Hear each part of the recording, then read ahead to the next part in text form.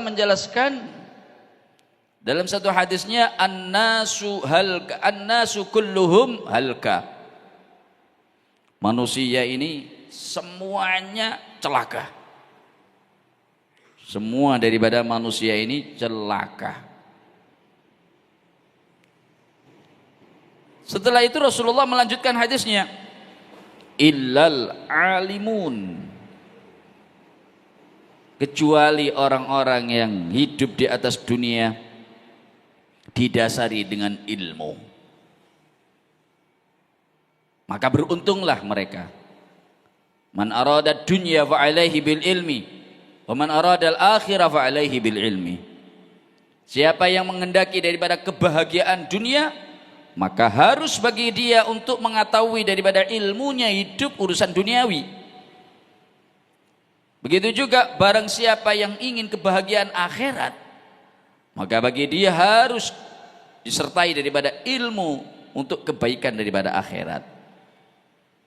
Karena itu kata Rasulullah, yang enggak celaka adalah orang yang punya ilmu. Masya Allah, sahabat gembira semuanya. Kenapa? Satupun daripada sahabat itu enggak ada yang enggak semangat cari ilmu. Hari-harinya dia selalu ingin belajar datang kanjeng Nabi Muhammad sallallahu alaihi wasallam. Sampai-sampai sebagian daripada sahabat itu kalau dia ketika pengajian daripada Rasulullah sallallahu alaihi wasallam ada kesibukan kerja,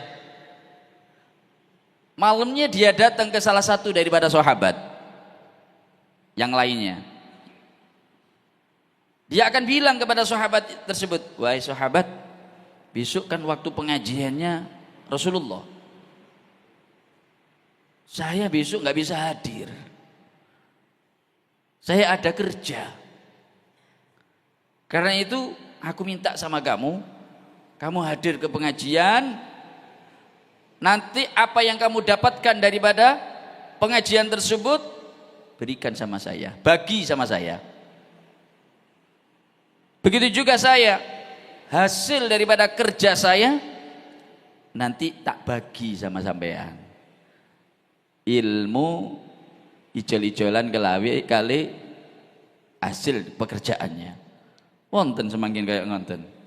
Gak ngaji ya wes ngaji. Tapi para sahabat benar-benar menghargai daripada nilai ilmu.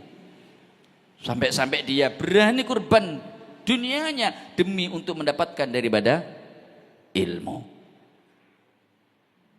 Yang niku para hadirin, sekalipun gak jadi wong alim tapi kok seneng kelawan ilmu, binjing wonten di akhirat bakal kumpul kelawan para ulama. Padahal dia bukan orang alim, bukan orang yang punya ilmu, gak pernah mondok, tapi dia suka hadir pengajian. Subhanallah, Anda bakal kumpul kelawan para ulama nanti di hadapan Allah Subhanahu wa taala. Di dunia nih lho para hadirin, undangan jejer kali ulama, kali kiai, kali habaib, masya Allah enak.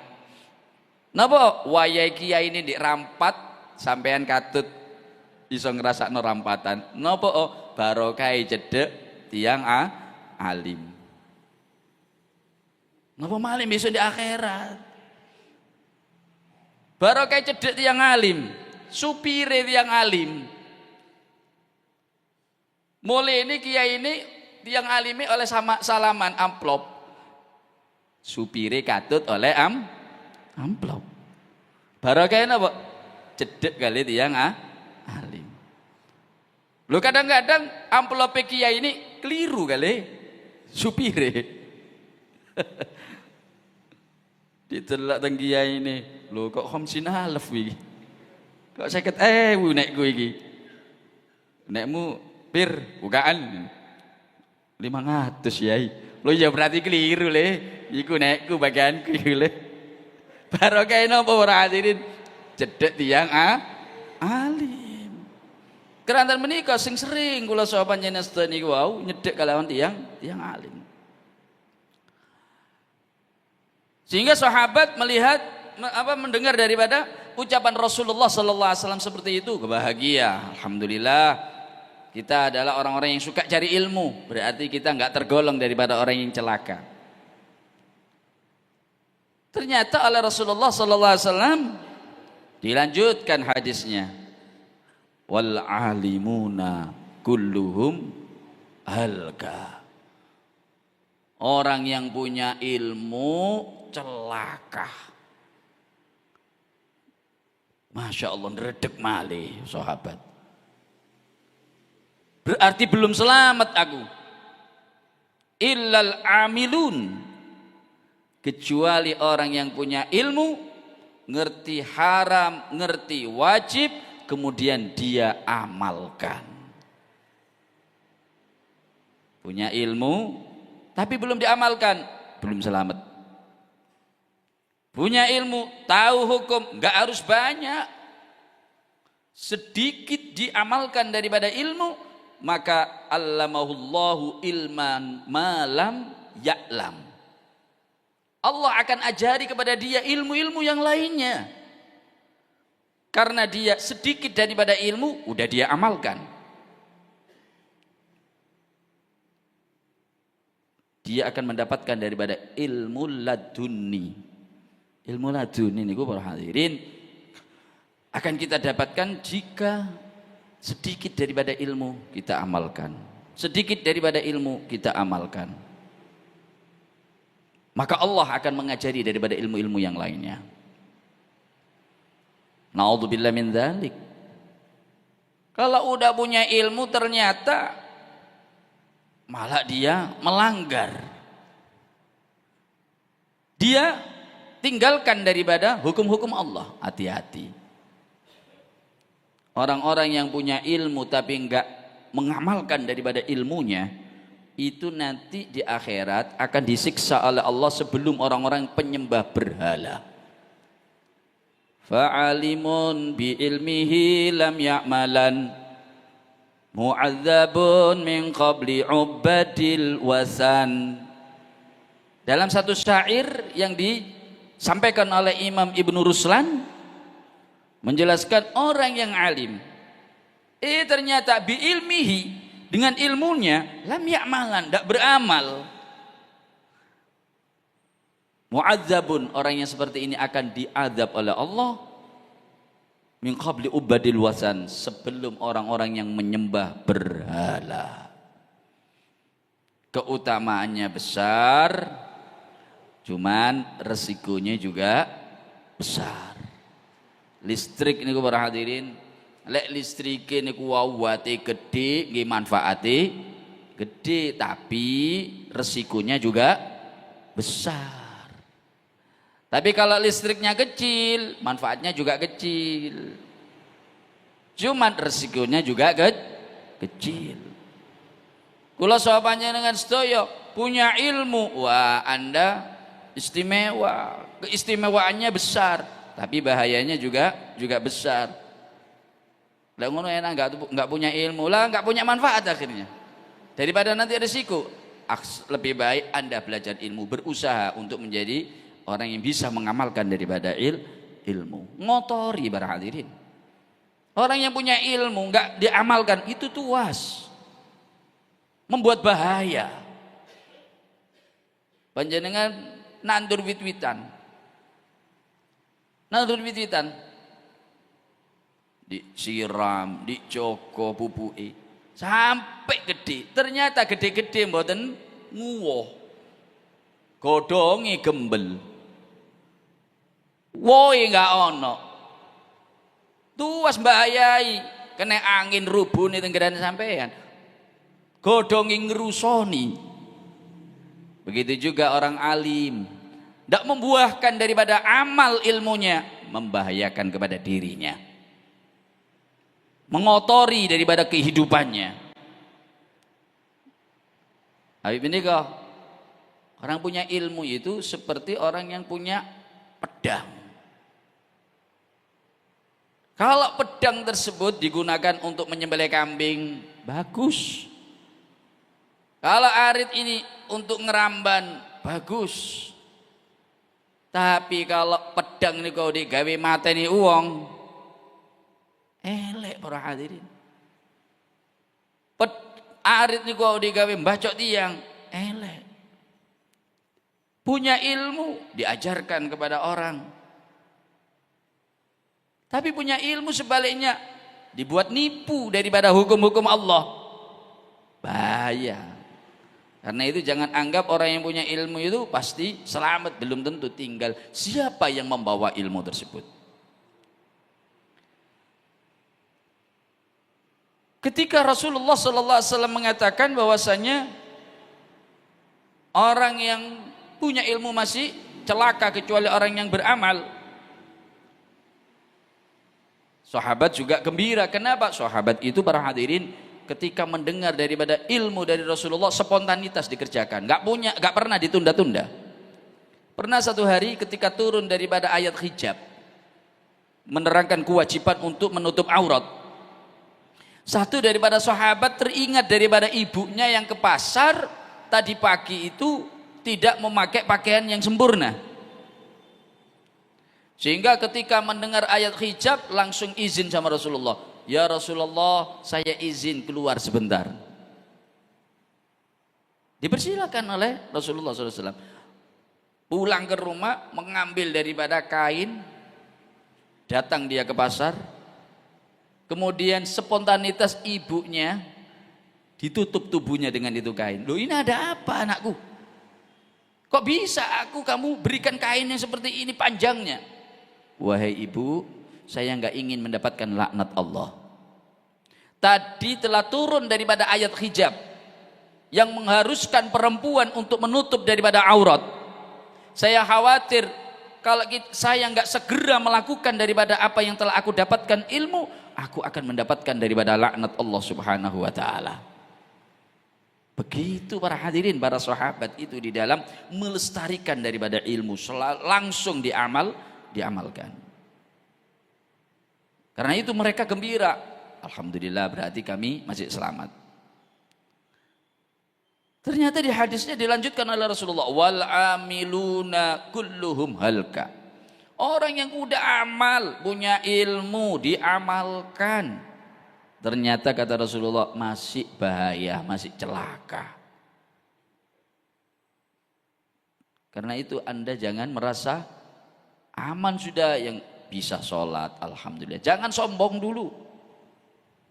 Anda yang sudah bisa sholat malam, jangan bangga dulu. Anda yang sudah bisa baca Al-Quran, jangan Anda tunjukkan dulu daripada kebaikan-kebaikan Anda. Belum tentu Anda akan selamat dengan amal tersebut. Karena kata Rasulullah, orang yang beramal masih celaka. Illal mukhlisun, kecuali orang yang beramal disertai dengan hati yang ikhlas. Ya napa ikhlas niku para hadirin? Ikhlas niku al amal lillah laisa fi ghairu. Berbuat murni karena Allah, tidak ada tendensi selain daripada Allah. Atau bisa dikriteriakan antara amal dalam keadaan sendiri atau dalam keadaan banyak orang, tetap tidak ada perubahan. Salat piyambakan 5 menit, salat ngarepe maratuwa nggih tetap 5 menit. Maca Quran di ngarepe tiyang nggih biasa wis kaya ngono niku. Di burine tiyang nggih biasa wis kaya ngono. Enggak boleh ning ngarepe wong tak fasih-fasihno. Sama depan manusia atau enggak sama. Ini salah satu daripada tanda ikhlas. Sayyidina Ali karramallahu wajhah pernah ke dia Rasulullah membuat sayembara. Tapi ini sebetulnya ada hubungannya dengan khusyuk. tapi sedikit banyak juga menyinggung daripada ikhlas. Rasulullah buat sayembara, siapa yang bisa sholat khusyuk mulai takbiratul ihram sampai salam, maka akan mendapatkan daripada surbanku ini. Akhirnya Sayyidina Ali ngacung, saya Rasulullah bisa sholat. Sayyidina Ali karamallahu wajhah, rakaat pertama khusyuk lillah, rakaat kedua khusyuk lillah, barang rakaat ketiga mulai berubah. Alangkah bagusnya kalau aku mendapatkan surban yang satunya, bukan serban yang ini, tapi aku mendapatkan surban yang satunya. Mulai ternyata hatinya ingin mendapatkan daripada surban yang lain. Ini tingkatannya Sayyidina Ali para hadirin. Ingkang pundi Sayyidina Ali niku diwastani Madinatul Ilmi, kotanya daripada ilmu. Itu aja berat untuk menjadi orang yang ikhlas di dalam beramal. Illal mukhlisun, kecuali orang-orang yang ikhlas, kata Rasulullah sallallahu alaihi wasallam. Sahabat mulai bimbang. Dia nggak mau mengatakan aku ikhlas, nggak berani. Dia masih ada kekhawatiran. Dilanjutkan hadisnya, wal mukhlisuna ala khatarin azim. Kalaupun kata Rasulullah, kamu di dalam beramal udah ikhlas, itu masih dalam posisi bahaya yang besar, kata Rasulullah sallallahu alaihi wasallam. Hafid menika para hadirin, jogo amal kula sapa panjenengan sedaya. Pun sampai kula sapa panjenengan sedaya dados tiyang ingkang kerja bakti. Tuas kesel tapi ternyata nanti di akhirat enggak mendapatkan daripada pahala dari Allah. Bagaimana Allah SWT menjelaskan di dalam Al-Qur'an? Faman kana yarju liqa'a rabbih, barang siapa yang berharap untuk bisa bertemu Allah nanti di akhirat, di surga, tidak ada kenikmatan yang paling besar kecuali liqa'u rabbih, bertemu dengan Tuhannya. Tidak ada kenikmatan yang dia rasakan bertemu dengan Allah itu mengungguli dengan adanya makanan-makanan mengalahkan melihat Allah. Bidadari, buah-buahan yang ada di surga itu nggak ada apa-apanya kalau mereka-mereka yang menikmati daripada memandang Allah Subhanahu wa taala, bertemu Allah Subhanahu wa taala nanti di akhirat. Jangan di akhirat, di dunia. Di dunia ini para hadirin, orang-orang yang bisa merasakan bertemu dengan Allah ketika sholat, mereka itu merasakan nikmatnya mengalahkan orang-orang yang menikmati di dalam maksiatnya. Orang yang bermaksiat itu udah merasakan nikmat. Orang mabuk, orang berzina, mereka merasakan nikmat hidup di atas dunia. Ketahuilah, orang yang kenal Allah, orang yang ngerti Allah, dia merasakan nikmatnya melebihi daripada mereka ketika sholat malam. Sehingga mereka mengatakan, jika masuk surga kenikmatannya sama dengan aku ketika sholat malam, maka berarti masuk surga itu nikmat. Kenapa? Karena dia waktu sholat malam tahajud bisa bertemu Allah, sehingga dia merasakan kenikmatan yang tersendiri. Kalau memang masuk surga kenikmatannya seperti ini, maka berarti masuk surga ini masuk surga itu berarti nikmat. Mereka itu para hadirin, dengan munculnya matahari itu membuat sumpek. Kenapa? Memutus dia untuk bertemu dengan Allah. Satu wali daripada wali perempuan namanya Rabi'atul Adawiyah, dia mengatakan, ma ghammani mundu arba'ina sana illa tulu'ul fajr. Tidak ada yang membuat aku susah selama 40 tahun kecuali munculnya matahari. Susah gak dikei blonjo teng bojone, mboten pernah Rabi'atul Adawiyah. Susah oleh tanggane gawe gelang, piyambake enggak gawe gelang, enggak pernah Rabi'atul Adawiyah. Oh lek ngono aku tak ndelek bojo sing jenenge Rabi'atul Adawiyah nggih siji ora hadirin. Jenenge tok padha wonge siji. Tapi yang dia membuat dia sumpek ketika munculnya daripada matahari. Kenapa? Memutus hubungan dia dengan Allah Subhanahu wa ta'ala. Sami kali kula saha panjenengan sedaya. Malah pernah beliau ketika janda mau dilamar oleh, kalau nggak salah, Imam Hasan Al-Basri, padahal ulama besar. Dilamar dia. Ketika dilamar, wahai Imam Hasan Al-Basri, saya akan terima lamaran kamu. Tapi saya punya pertanyaan. Kira-kira saya ini bisa mati husnul khatimah atau enggak? Enggak bisa jawab Imam Hasan Al-Basri. Ya mana aku tahu kamu itu pasti mati husnul khatimah atau enggak? Karena itu saya khawatir nanti saya kalau kawin sama kamu, saya kurang daripada ibadahnya kepada Allah, sehingga aku menyebabkan nanti matinya su'ul khatimah. Ditolak para hadirin. Kenapa? Karena dia merasakan nikmatnya dekat sama Allah Subhanahu wa ta'ala. Apakah kita bisa? Kalau mereka bisa, pasti kita bisa. Cuman perlu kita sekalian mempelajari daripada itu semuanya. Dilanjutkan ayatnya, faman kana yarju liqa'a rabbi, barang siapa yang ingin bertemu dengan Allah, apa kuncinya? Falyamal, maka hendaknya dia beramal amalan salihan, dengan amal yang baik, amal soleh, lazimi amal soleh di atas dunia. Setelah amal soleh mampu, wala yusyrik bi ibadati rabbihi ahada, jangan Anda menyekutukan daripada Allah di dalam beribadah. Artinya Allah SWT mengatakan syirik ini bukan menyembah berhala, bukan Anda menyembah matahari syirik, tapi di sini Anda beribadah dibarengi riya, bukan karena Allah Subhanahu wa ta'ala ingin dilihat oleh orang, ingin mendapatkan daripada bagian harta.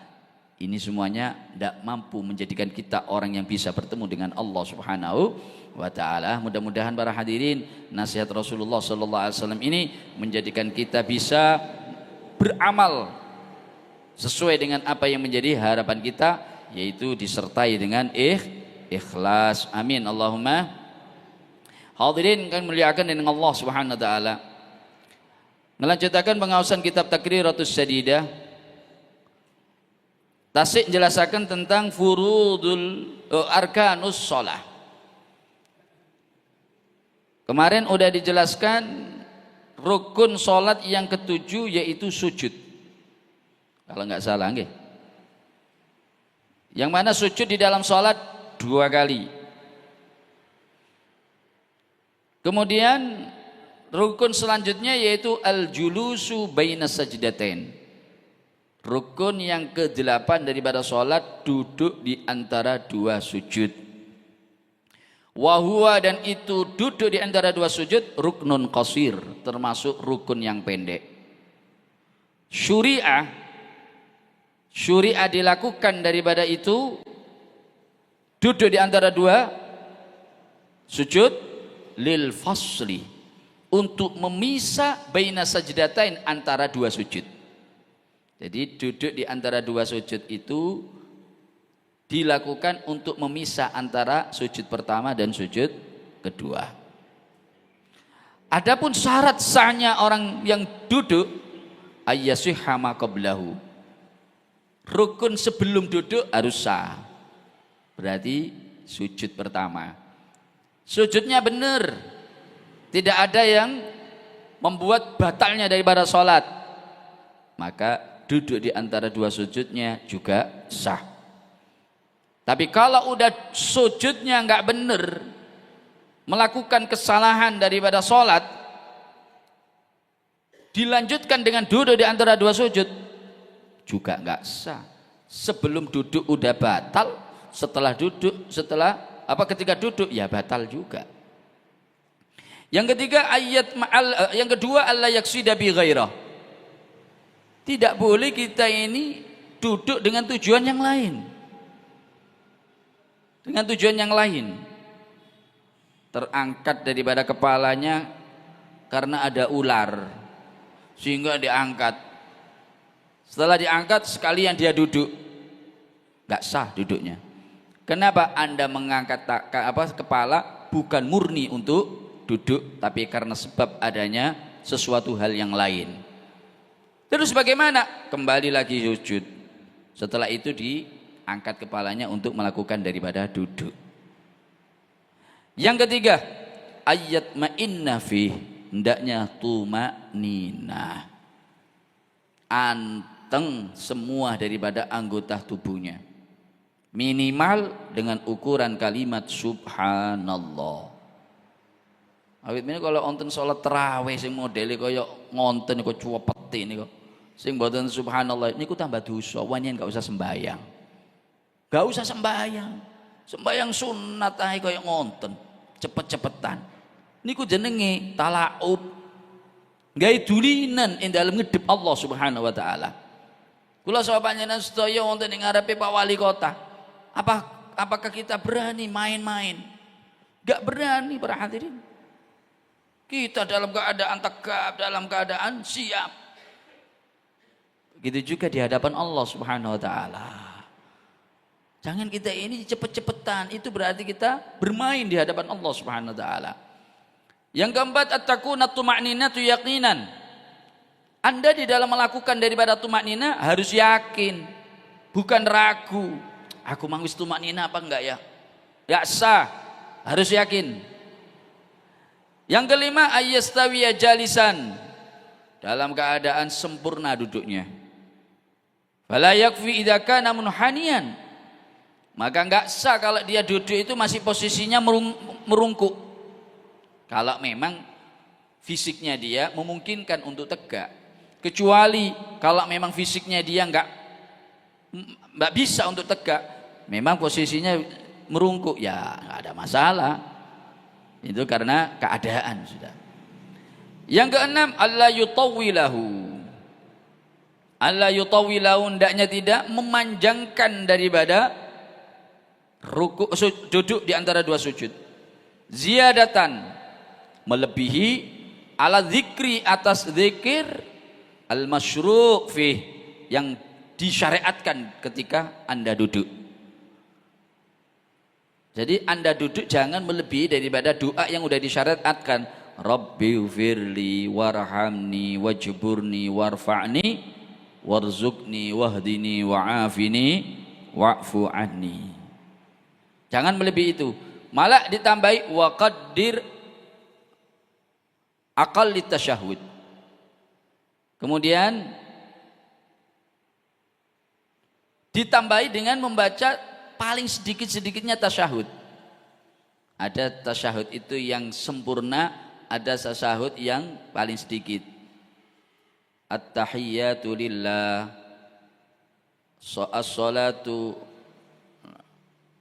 as-salatul mubarakatu,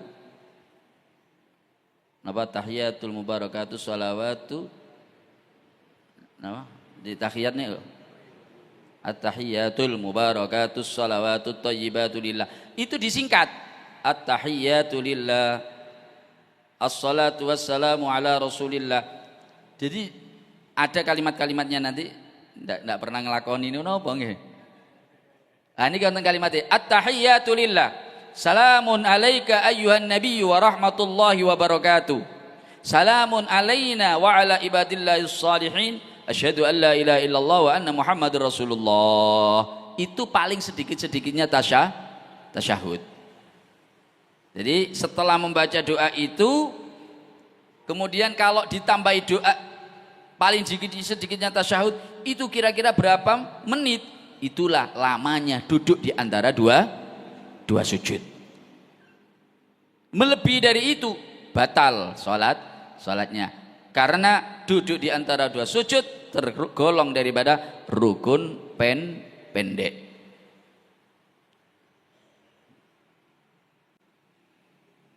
Insyaallah di pengajian yang akan datang membahas daripada rukun yang ke-9 yaitu tasyahudul akhir.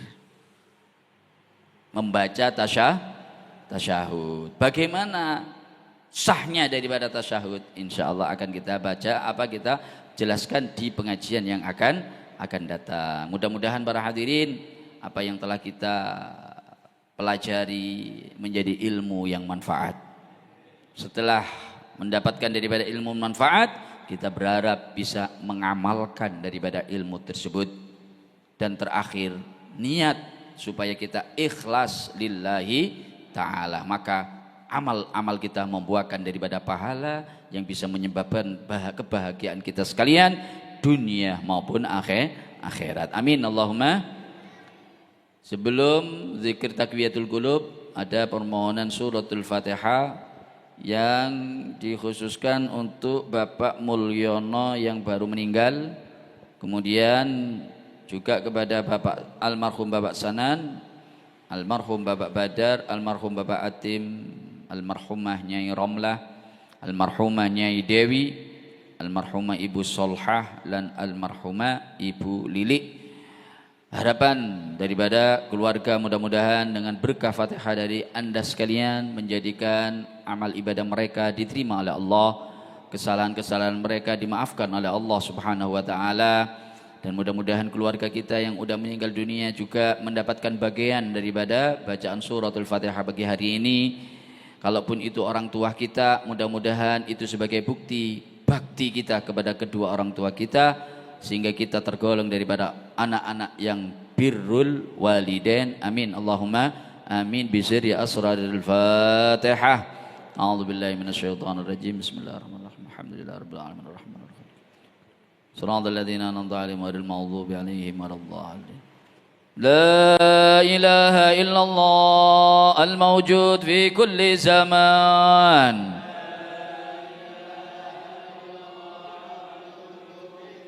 لا إله إلا الله المعبود في كل مكان.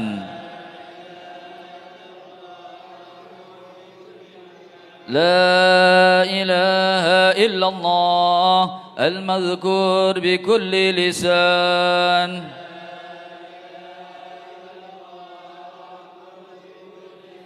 لا إله إلا الله المعروف بالإحسان.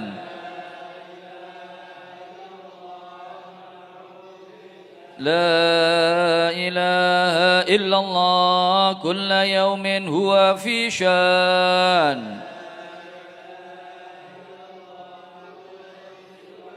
لا إله إلا الله الأمان الأمان من زوال الإيمان.